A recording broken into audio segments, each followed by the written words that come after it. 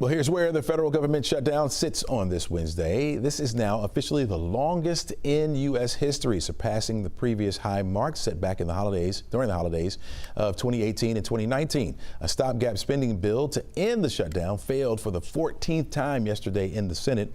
The next vote has not even been scheduled yet, but some senators are saying they are hopeful a deal could be made this week. As the shutdown drags on, confusion over whether furloughed workers will actually get paid once this ends. Yesterday, it was reported that the Trump administration was signaling that back pay may not be automatic. It might not be an automatic move, a move federal unions are calling both unlawful and unfair. Joining us now is John Hatton. He's with the National Active and Retired Federal Employee Association. He's going to break down what really is at stake for hundreds of thousands of federal employees. Welcome back to the show.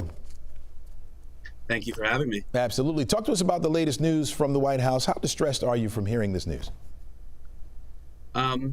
It's certainly very disappointing. I don't know if I would say distressed. I think the law is extremely clear on this. This was passed during the last long shutdown. It says these employees shall be paid. Now, some unelected staffer at the Office of Management and Budget may have a slightly different view, and interpreting language that says subject to funding being enacted or appropriations being enacted means Congress needs to be explicit about it. But I think in a worst case scenario, you've seen, I think, bipartisan support for providing back pay to federal employees. In the worst case scenario, Congress needs to step in and be even more explicit than it already has. But I think the interpretation the administration officials have had on this takes saying it's subject to funding, which means, program needs to be reauthorized, which even under the continuing resolution, everything that was previously authorized is authorized. So what we're seeing is, it's very clear that people should be paid. If it's not clear now, Congress can make it even more clear. And I don't think it's even likely to be a serious subject of negotiation. So we're very hopeful that people will get back pay. At the same time, we're very disappointed that this position is even being taken by the administration. So it's more like a policy dispute over a legal one, or what would you say? I would say it's a legal interpretation dispute of language of the law.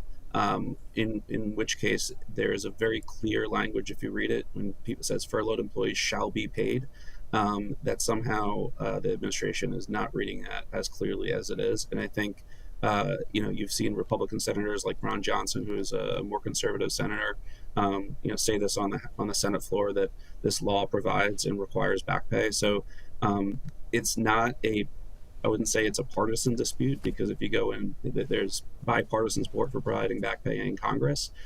It's a very fringe legal interpretation of what this law says. If furlough workers are denied, let's say they are denied their automatic back pay, what legal or congressional remedies could your group or other federal unions come up with?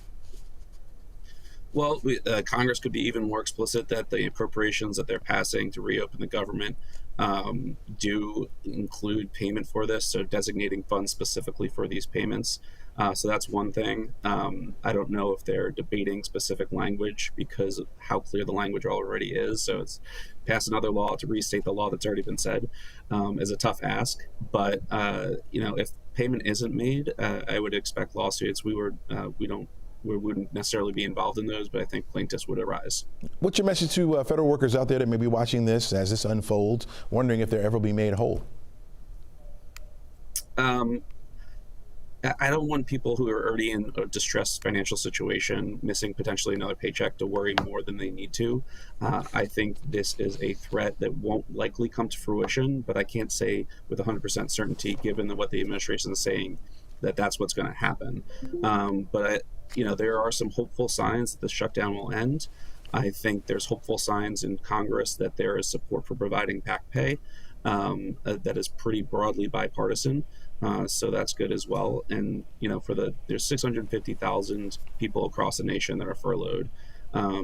I don't know the exact number in Georgia, but there's 60,000 federal employees in Georgia, whether at the CDC or Robins Air Force Base. So you have a lot of people that are relying on this, that through no fault of their own might miss a paycheck because politicians in DC can't come to an agreement on what the government should do.